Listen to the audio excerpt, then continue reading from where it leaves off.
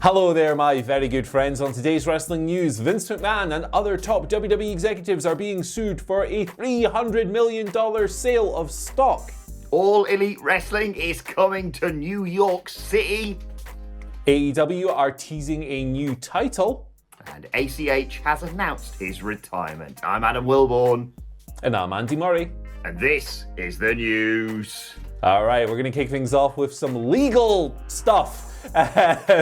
Vince McMahon, Stephanie McMahon, and Triple H are among a bunch of WWE executives who are being sued relating to a bunch of different stock sales. Also named in this lawsuit are George Barrios and Michelle Wilson, who are no longer with WWE. They left last year, but the crux of the issue is that the accusers are claiming that the accused sold over $300 million in WWE stock, having failed to disclose knowledge of key broadcasting deals in the Middle East collapsing, basically. So the crux of all of this is that WWE officials are alleged to have told investors that they were going to be renewing a broadcasting agreement with this group. It's the Orbit Showcase Network in Riyadh. They led them to believe that they were going to renew this deal, but that was actually impossible because the network here is actually getting out of the business, or has gotten out of the business of broadcasting sports. There was also some misleading information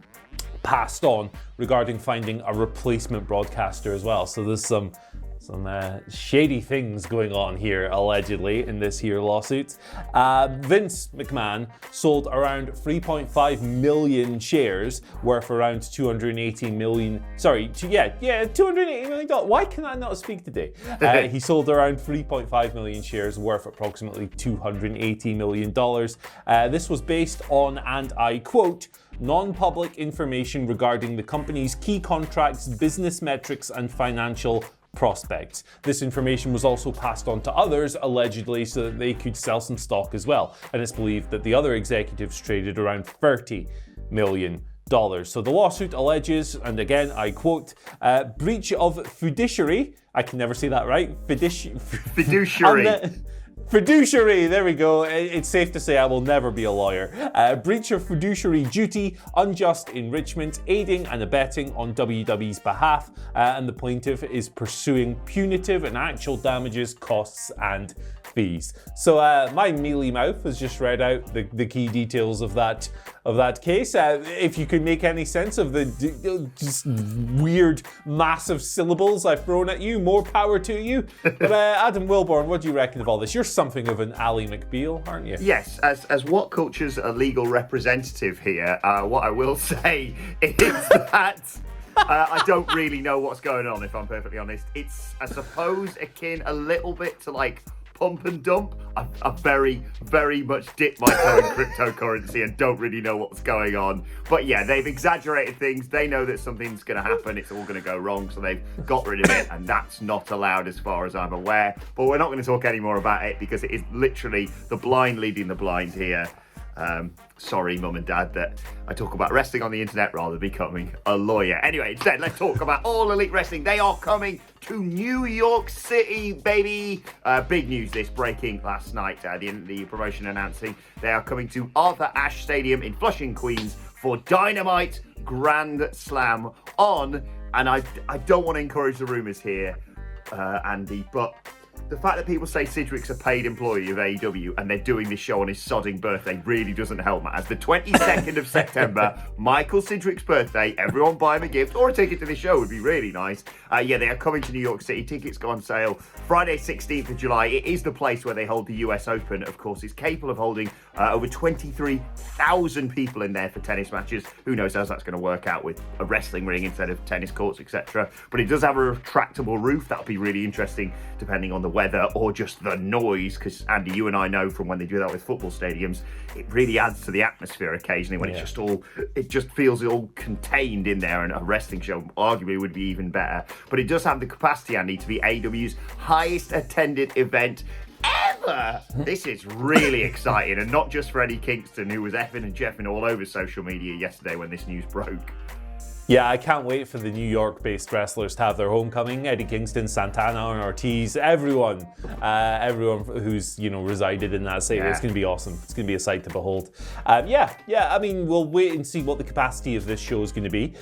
You wonder about staging and stuff in a tennis stadium. It's a really interesting place to hold a wrestling show, but the configuration's probably on point, right? Because the ground area for a tennis court is a lot smaller than a basketball arena would be. So I think maybe, who knows, maybe I'm talking pish. This is the Andy Murray Talks Pish episode of the news. But theoretically, yeah, it looks really cool. It looks like a cool building. It looks kind of on top of everything.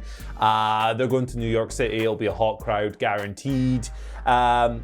Just an exciting bit of news to come out last night, and I'm really looking forward to the show. All I've got to say is I reckon this AEW Dynamite Grand Slam, Andy, is going to be ace. So. Oh, jeez.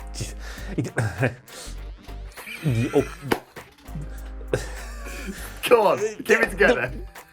Story number 3, AEW. They were on Twitter last night teasing a new title. Now, there's not really a whole lot to pick apart here. All they did with that little emoji with the eyes go over here or whatever you call it, they tweeted that with an image of what looks to me like a new title design. Either that or just they're being scumbags and going, actually, this is just one of our existing titles. Screw you guys.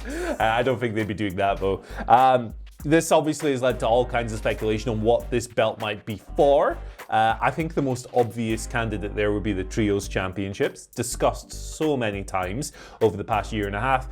Cody, on his latest media call ahead of Double or Nothing, was also pretty blatant about it. Said something along the lines of, oh yeah, we may be looking at introducing new titles at some point. Hint, hint, we've got a lot of stables and teams here. So come on, it's right there. I've seen a bunch of people talk about women's tag team titles potentially as well, but you look at the women's tag scene in AEW and it's very thin.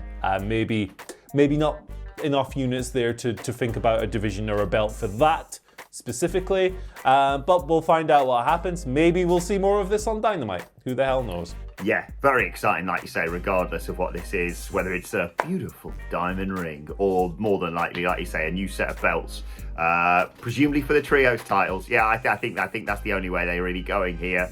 And then you sense with them doing this and knowing the history of AEW that this may well get followed up on Dynamite this Friday. Although, what are we, 2 weeks away from them getting back to normal? I don't know, I've lost complete track of time, but they've got Friday shows, then Saturday shows, then finally getting back to Wednesday shows eventually.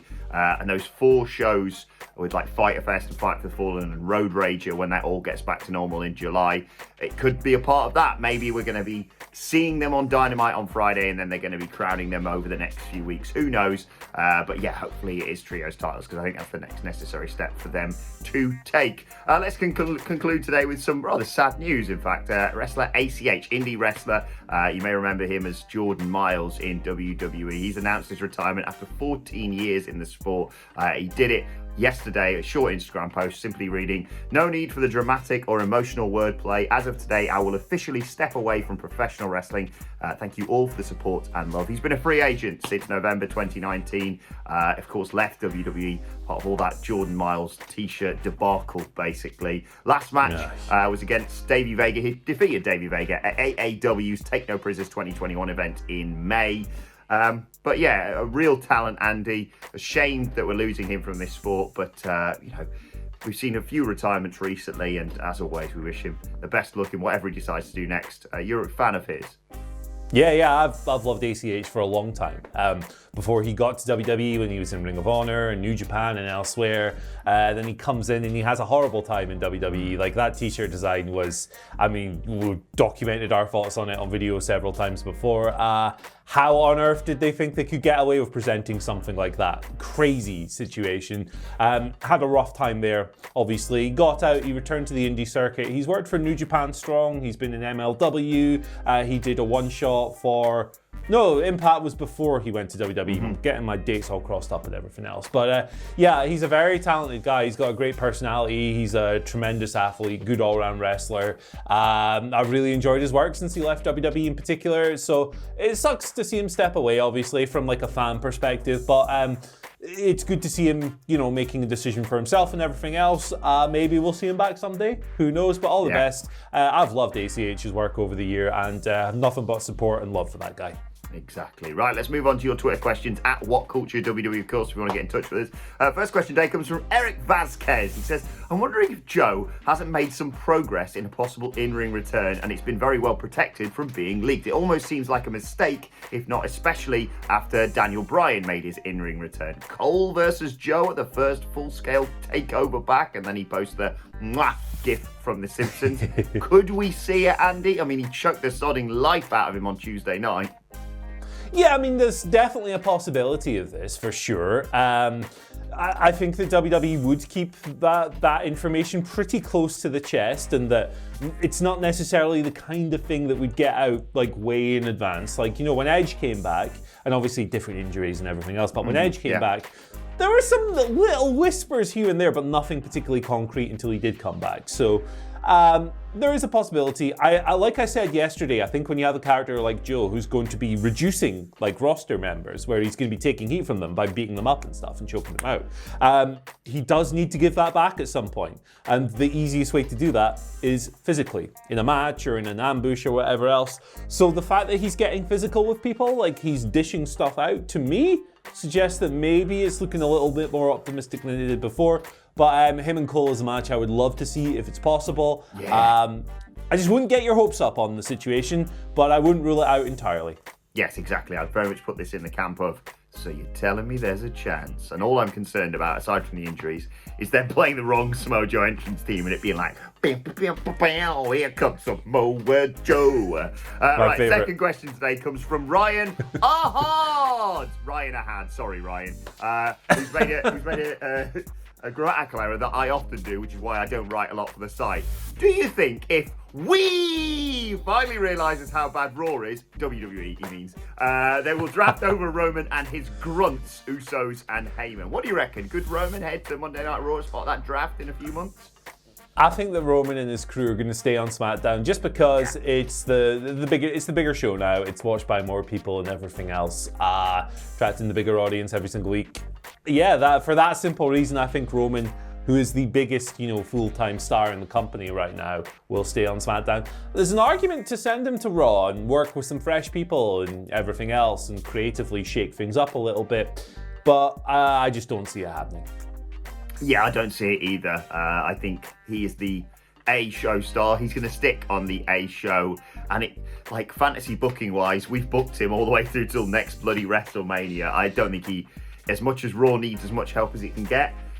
My first pick, if I had free reign, I keep talking about him every bloody day. If I had first pick anyone from SmackDown, I'd probably pick Sami Zayn because he could do really big things as just being a git of a heel and Money in the Bank holder on Monday Night Raw. But anyway, let's move on to today's final question. Matt Chinnery, knowing exactly what to do, how to get questions asked on the news. He says, morning chaps, with Joe returning to NXT and rumours around the re-signing of Aleister Black, do you think there's a possibility that it was all the work to create content for the content creating company WWE? I think there's literally zero chance of any of this being a work. Just, looking at the journalists who have reported this, like Sean Ross Sapp, I don't think is getting worked by multiple sources. Mike Johnson, Dave Meltzer, everyone else. But, in the spirit of the video, yes, it's definitely a work.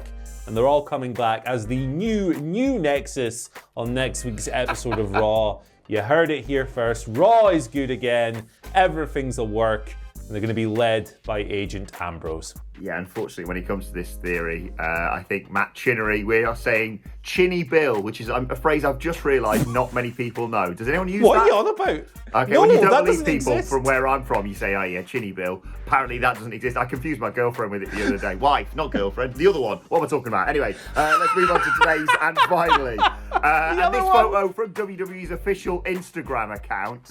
Hell in a Cell is in a few days, so they're celebrating some really classic moments from Hell in a Cell. Cast your mind back, 2019 Hell in a Cell main event. It was, of course, Andy Murray, Seth Rollins versus the Fiend Jeff Hardy. What's going on here? Come on, guys. Yeah, my favourite character, Bray Willow Wyatt, omitted from the picture here. Oh God, don't start What a any more of shame. those bloody theories up. They were bad enough at the time. Oh. Right.